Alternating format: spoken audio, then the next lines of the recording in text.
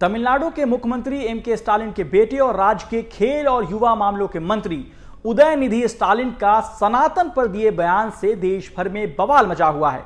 सनातन धर्म पर टिप्पणी को लेकर विवादों में आए उदयनिधि स्टालिन ने अब इस मुद्दे पर अपनी पार्टी डीएमके के कैडर को 4 पन्नों का एक खुला पत्र लिखा है। इस पत्र में लिखा है कि डीएमके किसी भी धर्म के खिलाफ नहीं है। उधर एम.के. स्टालिन ने इस पूरे मामले पर प्रधानमंत्री नरेंद्र मोदी पर सीधा वो निशाना साधा है। उन्होंने कहा है कि प्रधानमंत्री नरेंद्र मोदी के लिए तथ्यों को उसकी ठीक से जांच किए बिना उदयनिधि स्टालिन के बयान पर टिप्पणी करना अनुचित है। यह कहना है एम.के. स्टालिन का।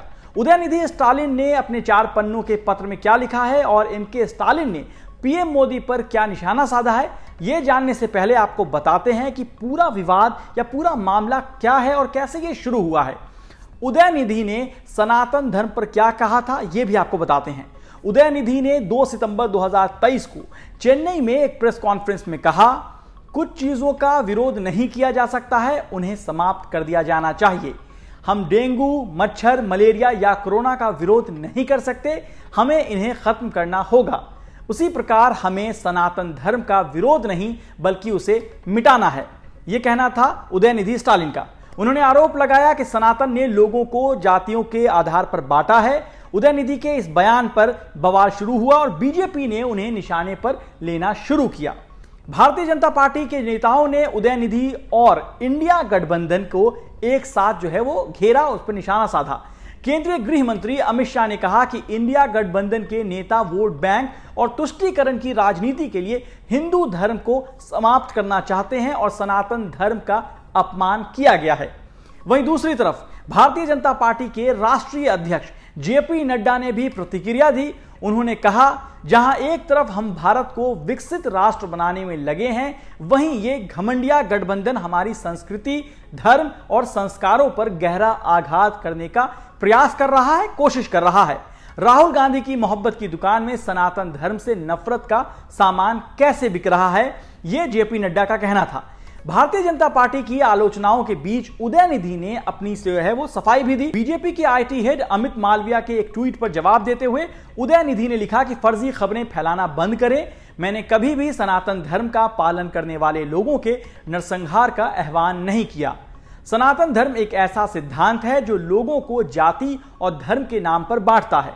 सनातन धर्म को उखाड़ना मानवता और मानव समानता को कायम रखना है। अब दूसरी तरफ एम.के. स्टालिन ने भी प्रधानमंत्री नरेंद्र मोदी पर बयान दिया है। सनातन पर उदयनिधि स्टालिन की टिप्पणी के बाद मीडिया में खबरें चली कि प्रधानमंत्री मोदी ने अपने मंत्रियों को सलाह दी है कि उदयनिधि के बयान का सही तरीके से जवाब दिया जाना चाहिए।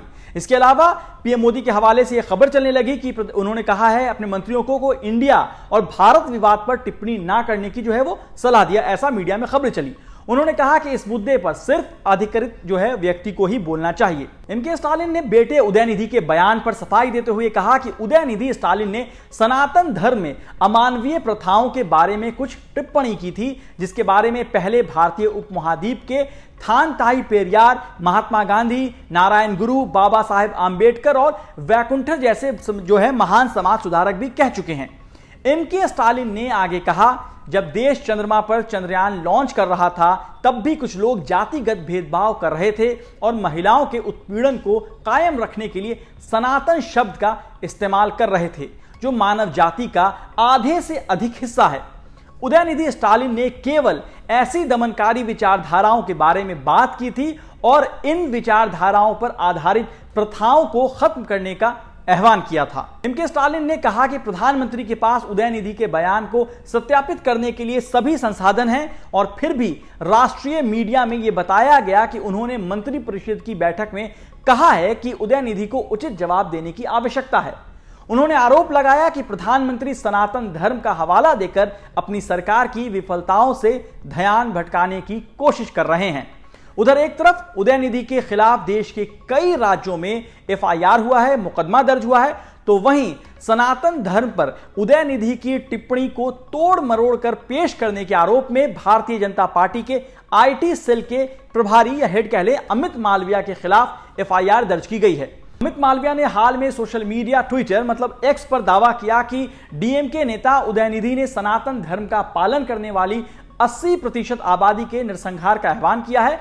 अब जान लेते हैं कि उदयनिधि के 4 पन्नों के पत्र में क्या लिखा है। उदयनिधि ने तमिलनाडु के पूर्व मुख्यमंत्री CN अन्नादुराई का हवाला देते हुए कहा कि यदि कोई धर्म समानता और जाति विहीन समाज की वकालत कर रहा है तो वो एक आध्यात्मिक व्यक्ति बन जाएगा, लेकिन यदि कोई धर्म जातिवाद को बढ़ावा दे रहा है तो वो इसका विरोध करने वाले पहले व्यक्ति होंगे।